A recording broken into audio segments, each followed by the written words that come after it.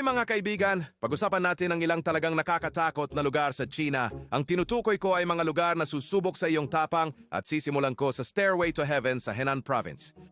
Totoo ang lugar na ito at literal na hagdan ito na itinayo sa gilid ng bangin na walang mga rehas.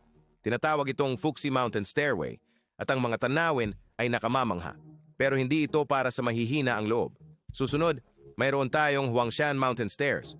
Pinag-uusapan natin ang mahigit 60,000 hakbang, pare, na paakyat sa bundok. Isa itong sikat na hiking route at napakaganda ng tanawin. Pero maghanda ka para sa matatarik na akyatin. Makikita mo ang mga granite na tuktok, mga puno ng pino at mga dagat ng ulap. Isang tunay na hamon ito pero sulit ang tanawin. At panghuli, pero tiyak na hindi ang pinakamababa, mayroon tayong glass bridge.